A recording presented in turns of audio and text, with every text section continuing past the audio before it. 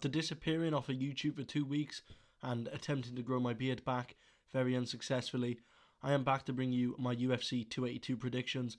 Now, in one of my videos before, I did say that this was going to be the best card of the year, and unfortunately, with a few fights falling through, it doesn't look like that. But I'm not going to let that faze me. We're going to get into the predictions, but first, you're going to wonder, why am I in my kitchen? And that is because, well, it factors into the reason I've been gone for 2 weeks. And that is, I moved my room around where I was recording videos, and then I had nowhere to record. I was cleaning a lot, and yeah, I kind of just thought, I'm going to have to record in the kitchen. But here we are. Let's get straight into the predictions. We kick off the Fight Pass prelims with Cameron Saaiman versus Stephen Kozlow, and in this fight, somebody's has got to go. So Stephen Kozlow is taking this fight on short notice. He's 6-0, so is Cameron Saaiman. He's also 6-0, and Cameron Saaiman was on Contender Series. He was against that Asian fella who I can't remember the name of, unfortunately, but he put in a really impressive performance. If I'm remembering correctly, it was a second round TKO, and I personally think Cameron Saaiman's going to get the win. I think we're going to see a third round TKO. I'm tempted to go decision, but I don't know. I can see Cameron Saaiman, we didn't get to see a lot of grappling in his Contender Series fight, and Stephen Kozlow is a submission specialist. But from what we did see with the short exchanges, he was very good in the clinch. He was very good at maneuvering. I mean, this is a big opportunity for Stephen Kozlow because he's making his UFC debut and he's also undefeated. He's a little bit older, 25. Cameron Saaiman only 21. But personally, I think we're going to see a third round TKO, maybe in the clinch, or maybe Stephen Kozlow will take him down, get reversed, third round TKO. But I could also see it be a decision, 29-28 for Cameron Saaiman. But either way, Cameron Saaiman getting the dub in this one. Next up, we have Vinicius Salvador, who's making his UFC debut, coming off of a second round KO win over Shannon Ross on the Contender Series, taking on Daniel Da Silva. And I'm going with Vinicius Salvador by first round knockout in this. And the reason I say that is because Daniel Da Silva is on a 3-fight losing streak, and twice now he's been KO'd. Okay, so he got KO'd, then he got submitted, and then he got KO'd again. But both times he's been KO'd, actually no, that's a lie. He got KO'd at the start of the second round, and then got KO'd in the first round. But what it is all three of his losses in the UFC, one was by submission, as I said, have all come in under a minute and a half, whereas Vinicius Salvador is knocking people out within that minute and a half, a round and a half. I think I said a minute and a half. I meant a round and a half. But what I'm trying to say is Vinicius Salvador is knocking people out within a round and a half, whereas Daniel Da Silva is getting knocked out in a round and a half, and he's coming to the UFC and he's lost all 3 fights, and I just don't think that's going to help his confidence. So Vinicius Salvador by first round knockout. Next up, we have TJ Brown taking on another Contender Series winner this year in Eric Silva, and I'm going to take Eric Silva in this one. I'm tempted to go with submission, but I am going to go with decision because TJ Brown, he's a bit of an odd one to bet on. Sometimes you get a really good performance out of him, sometimes you won't. But based off the fact that his last 3 losses have all come by decision, I think they were decision anyway. Actually, no, he might have got submitted by one. Ooh, no, I'm going to stick with decision. I think it's better to stick with my instinct. As I was saying, he could get submitted very easily because Eric Silva's got some hands as well, but he's known for his submissions. He's very dangerous when it comes to submissions. But I think TJ Brown is going to hold in there well enough. I think I can see it being 30-27. I do think he is going to get out grappled in most areas, and on the feet he may hold his own. But like I said, Eric Silva's got some hands. But I do think he will stay in the fight. He just won't win it. 30-27. Maybe, no, not a 30-26. 30-27, Eric Silva. Next up, we have Billy Quarantillo versus Alexander Hernandez. And this is underrated banger of the night. I'm telling you, you need to watch this fight. I think we're in for a scrap year. It's a very hard one to predict for me. I think this should be a pick-em fight. I'm not sure what the odds are, but this should be a pick-em fight to me. Both men could just as easily lose it as they could win it. Both men have got power in their hands. Both men are good on the floor. Obviously, Alexander Hernandez does have that black belt in Brazilian Jiu-Jitsu. So I'm ultimately going to go with him because I think if it hits the floor, he's more likely to throw off a wild submission. Both men have got power in their hands, but Alexander Hernandez seems to let that power go earlier. He seems to have the more ability to knock someone out. If Billy Quarantillo's knocking you out, it's later on in the fight, whereas Alexander Hernandez from go, he is straight away looking for that knockout. If the fight goes into the third round, I could see him maybe tiring and getting caught. But I think if he doesn't get caught in the third round, he'll ultimately win a decision as 29-28. But ultimately, that's my final prediction, 29-28 for Alexander Hernandez. But don't sleep on this fight. It could go either way. We could see Hernandez knock him out in the first round. We could see Quarantillo knock him out in the third. We could see them both submit each other in the second. Well, obviously not both, but either man could submit each other in the second. So don't sleep on this fight. Banger of the night. Yeah. Moving on to the prelims, we start off with Chris Curtis versus Joaquin Buckley. And this is another one that's tough for me to predict. Now, Chris Curtis is 35, but on paper, I think he should win this fight. I know Jack Hermansson beat him pretty convincingly. I should know. I was there in the crowd. But Joaquin Buckley, I know he's got the hype around him. I mean, I'm not sure if he does have the hype anymore, but he did have the hype around him, obviously, in 2020 with that amazing knockout. But I'm just trying to think, what has he done since? I know he took, what's his name, Nassamine. Is it Nassamine? The person who's fighting Kelvin Gastelum now, obviously, Joaquin Buckley fought him on the Paris card. That he took him to a close decision. Didn't he get knocked out by Phil Hawes at the start of 2021? I think he did. I think he got knocked out by Phil Hawes. And it's just tough for me to really believe in Joaquin Buckley. He could get it done. He should get it done against Chris Curtis. I'm going to... Oh... Do you know what? I'm going to take a gamble. It might not be a gamble to you, but to me it's a gamble. I'm going to take the gamble in Joaquin Buckley by decision. I think it'll be a 29-28. I think Chris Curtis will definitely win a round. But if Joaquin Buckley doesn't win this against Chris Curtis, I can't predict Joaquin Buckley again. But I'm gonna do it this one last time. I'm gonna take the gamble with him. Joaquin Buckley, 29-28 decision. So in between looking at the fights, it turns out Joaquin Buckley and Phil Hawes have never faced each other. I don't know why I remember Phil Hawes knocking out Joaquin Buckley, but there we are. Sorry about that. Next up, we move on to Shabazian versus Dalsha Lukimbula. However you say that name. Go to MMA Guru if you want the name pronunciations. I'm not the best for them, but I'm going to take Edmund Shabazian. I know Edmund Shabazian hasn't been in the best form, and to me this is another pick-em fight. Could go either way, but I'm saying Shabazian based off the fact that Shabazian has only lost to the top of the division, and I think he might have lost to... Oh, I can't remember. He's lost to Jack Hermansson, he's lost to Derek Brunson. We're going to take a look at who else he's lost to quickly. Bear with me 1 second. Nasruddin Imamov. Yeah, you know the one I'm on about. The one who also just beat Joaquin Buckley and the one who's facing Kelvin Gastelum. So he's only lost to the top of the division or people who are going to be top of the division one day. And that's why I'm taking Edmund Shabazian by decision.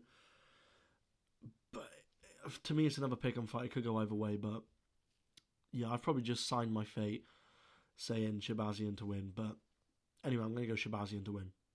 Moving up the card next, we have Jairzinho Rozenstruik versus Chris Daukaus. Is this even a question? Is Jairzinho Rozenstruik first round knockout?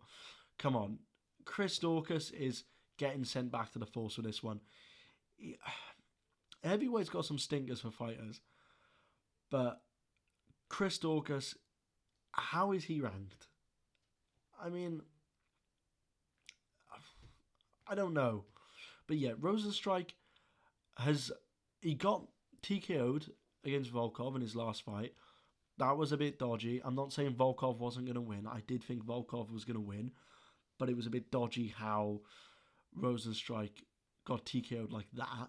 But other than that, he got out-wrestled by Curtis Blades for 3 rounds, who's a good grappler, a good fighter. He lost to Suragan, who is the heavyweight champ. I don't care what you say. And he got knocked out by the heavyweight champ Ngannou in 10 seconds, but it's Ngannou. So Rozenstruiker's got a good career. He's got hands. He's powerful. Whereas Chris Daukaus is just a man pulled out the police force and they've gone, you're a heavyweight, go in there, throw some hands. It's just Rozenstruik first round submission as well. First round submission, first round knockout as my phone goes off. Imagine though, first round submission for Rozenstruik. We then end the prelims with the illegitimate son of Nate Diaz, Raul Rosa Jr. taking on Jay Perrin. Now, Jay Perrin, his 10-6 record may throw you off, but don't sleep on him. He is a good fighter. Saying that, I'm taking Raul Rosa Jr. by decision. I think he'll do enough to get by in this, but I can't see him getting to the top. I mean, he's only 18, so he has got a lot to learn and a lot to improve. And who knows, 10 years down the line, he could be world champ. It's very impressive that he is where he is at this age. But on Contender Series, he didn't impress me that much. He impressed me for an 18-year-old, but I was looking at him and thinking, when he comes to the top of the division, he's facing these guys with years of experience. I can't see him doing well. He may surprise us all. And, you know, well done to him for getting where he is. And I do think he's going to win against Jay Perrin. But Jay Perrin could surprise a lot of people and get the win here. And if Jay Perrin wins, that could derail his career already. But, you know, I think he's 7-0. Raul Rosa Jr. undefeated. Very good for an 18-year-old. I just think when he starts facing people with a lot more experience and a lot better than Jay Perrin, he might get caught out. Next up, we have, in my opinion, what is going to be fight of the night in Bryce Mitchell versus Ilia Topuria, and it's another fight where somebody's though has got to go. But has somebody's though got to go? Because some places say Bryce Mitchell's 15-1, but I know him being 15-0. But anyway, I love both these fighters. I think they're both really entertaining. They're both quite funny. The whole beef with Ilia Topuria and Paddy Pimblett when I don't know if this was on the broadcast or if they censored it, but I was there in March as well as July, and in March Ilia Topuria was like, "London, I love you, but fuck your guy Paddy." It was amazing. So it hurts me knowing that one of these fighters has to lose. I mean, they could draw, but I think one of these fighters is going to lose, and I think the fighter that's going to lose is Bryce Mitchell. Now, I see a third round TKO for Ilia Topuria, and I may break this down more later on in the week. But I think what's going to happen is Bryce Mitchell, he can hold his own on the feet, but his best success on the feet has come against guys like Edson Barboza, who's always fearing a takedown. Ilia Topuria is not going to fear a takedown. He's going to, I mean, look what he did to Ryan Hall, scrambles and everything. He is going to want to, if Bryce Mitchell wants to take him down, Ilia Topuria is going to invite it. Ilia Topuria is going to be the better striker in this fight. He's going to apply the pressure more. And I think what's going to happen is maybe late second round, Bryce Mitchell starts to slow down. Third round, Ilia Topuria starts to tee off to the body. Bryce Mitchell gets hit. He goes down. Great ground and pound. Ilia Topuria, third round TKO. But Bryce Mitchell could just as well win it. But I have to favour Ilia Topuria by third round TKO. It could be a decision. But I also could see Bryce Mitchell winning until he gets TKO'd. But yeah, I'm saying Ilia Topuria, third round TKO. Moving on up the card, hopefully we'll be seeing Darren Till versus Dricus du Plessis. But as I'm recording this video, it's only Wednesday, so Darren Till still has time to pull out. Look, I used to love Darren Till until he started all that, I'm injured going into this fight, or I can't make weight, or I'm pulling out of this for whatever reason. And I just think he's done as a fighter. I hate saying fighters are washed, but in my opinion, Darren Till is one of them, and he can't even move back down to welterweight. The stuff he used to do to make that cut, he looked ill. And I don't think he has it in him anymore. I mean, Dricus du Plessis, let's not take it away from him.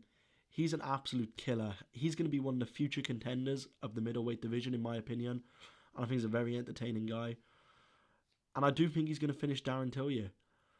I personally see a third round TKO. But it could be first round, it could be second round. We just don't know with Darren Till these days. I really do think Darren Till should call it a night or a day on his career, because he's just not what he used to be. He probably gets enough money off social media. He's always going to be linked with Hamzat now, so he's got that going for him. I mean, who knows? Maybe, was he training with Hamzat for the Bronson fight? I don't think so. So maybe Hamzat's taught him some new things, but, you know, he hasn't fought since Paddy made his debut, and this is Paddy's fourth fight. So, I don't know what, it's gone 2 legs, my hands went on the camera. Fourth fight. So, it's just, I know he was meant to fight in July. He would have lost to Hermansson, in my opinion, as well. It's rough for Darren Till. I just don't think, even if he beats Duplessis, I don't think he's going to have much of a career in middleweight anymore. He definitely wouldn't go to light heavyweight, and I can't see him going back down to welterweight. So I think it's time for Darren Till to call it a career. 3rd round TKO for Duplessis. We then move up the card to our featured fight, which is Santiago Ponzinibbio versus Alex Moreno. And this was obviously meant to be Robbie Lawler's fight. Robbie Lawler wouldn't have won it. I mean, Alex Moreno's not going to win it, I don't think. But I don't think he's going to get finished like Robbie Lawler would have. I see a 30-27 going Santiago Ponzinibbio's way. But Alex Moreno, he could shock us.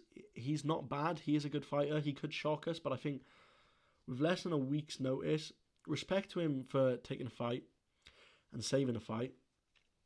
But yeah, I don't see him getting it done on short notice. Maybe with a bit more training, I could see him getting a 29-28 decision, but not a win. He'd still probably lose. But I think it's going to be 30-27 for Santiago Ponzinibbio. Next up, we move into the co-main event, which is Paddy the Baddy Pimbler. Of course, that's why I've got the wig on, taking on Jared Flash Gordon. And before I get into my prediction, a lot of people are saying, when's Paddy going to fight someone that's not a bum? Or we get exposed by the top 15. Jared Gordon's not a bum. Neither was Jordan Levitt. Jordan Levitt was 10-1 going into that fight. Jordan Levitt's a very good fighter. And Jared Gordon's a very good fighter. And people are like, oh, he's going to get exposed in the top 15. He might do, but we won't know until he gets there. Yes, his striking is a bit all over the shop sometimes. Yeah, his chin has let him down once or twice, but he's never actually been knocked out in his career. He's only been dropped. And his grappling and jiu-jitsu is excellent. So, stop saying he's not... Do I think he'd beat Islam? No, not right now, but Paddy's only 27. He's got a lot to learn. He's got a long way to go in his career. So, stop saying Paddy's only fighting bums, this and that. You know, you're just a casual if you think that. But saying that, I'm going to go with Paddy by 2nd round rear naked choke. I think it's going to come off a scramble. I think Jared Gordon, they're going to have a competitive first round, kind of similar to how Jordan Levitt did it. And I think what's going to happen in the 2nd round is we'll see a scramble, and Paddy will get the back off the scramble, kind of how he did with Jordan Levitt, and get the rear naked choke in. And Paddy was the first guy to finish Jordan Levitt as well. So yeah, I see the fight playing similarly to how the Jordan Levitt one played out. Maybe a bit less grappling, more striking. But ultimately, I'm taking Paddy by a 2nd round rear naked choke. Now, do I think Paddy is going to get a top 15 fight after this? Yes, I think ultimately what the UFC are going to do is get Paddy on the UFC 286 card in March in the O2 and give him a top 15 fighter who maybe Tony Ferguson. But Tony Ferguson's in Harvard now. If you want to hear more about it, I'm going to be making a video on what fights to make after UFC 282, how I did with UFC 281.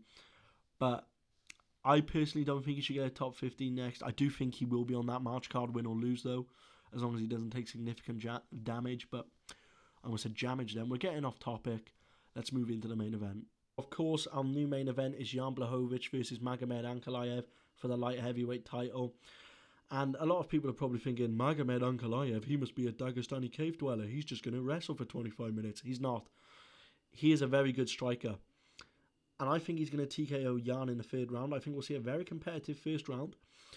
And Jan could win this fight. And I'll get into that in a minute. But, you know, I think Magomed, he's more hungrier than Jan. Jan's 39. He's been the champion before. I just think Magomed's more hungry. I think we'll see a competitive first round. Second round will also be competitive, but I think Magomed will just catch him at the end. I want to say he'll blast him with the front kick and won't knock him out, but I think if Jan gets hit with that front kick, he'll get knocked out. So I think Jan will get knocked down or clipped with something big at the end of the second round, and then third round, Jan will get TKO'd, maybe off of a takedown, because Magomed likes to bring in the grappling, of course, but he hasn't got any submission wins. So Magomed does like to grapple. He's very good at mixing in a takedown. And I think maybe he'll get the takedown in the third and just get on top of Jan and elbow viciously, kind of similar to how Jan did it against Adesanya. And he'll get the TKO. But underdog Jan's a mythical fighter, and Jan always works well in a southpaw. Against a southpaw, sorry. So I think this all comes down to if Jan touches the rope of another dead Polish man that he finds on a walk. But yeah, ultimately, I'm going to favour Magomed Ankalaev, but I don't know how big of an underdog Jan is, but I think this is a very close fight. I know a lot of people are picking Jan. I think Jan could just as easily win by knockout as Magomed could. I think you just have to favour Magomed because of the grappling aspect. Jan doesn't really do well under grappling. So you have to favour Magomed for that. But I don't think Magomed should be a heavy favourite. But either way, I mean, I said this about Yuri vs. Glover, and it went 5 rounds. It only ended in the last 30. But I don't think this is going to a decision. I think if Jan beats Magomed, even though Magomed's only loss is by submission to the Bear Jew, Paul Clear, come on, Scotland. So yeah, I think if Jan wins, he'll knock out or TKO Magomed. I don't see this fight going to submission, no, but Magomed Ankalaev, 3rd round TKO. Thank you guys for watching. I do apologise for being gone for 2 weeks, but like I said, I had nowhere to record it. This background will probably change again by the next video. But we've got press conference reactions coming up. We won't be doing live reactions. I just can't justify doing a whole live reactions to the card when the viewers aren't the best at the moment for those live reactions. I will, of course, do recaps and stuff. I'll be bringing news out. I'll be doing every fight to make, all that good stuff like I have been doing. I'll probably do 1 or 2 more things around this fight card before Saturday.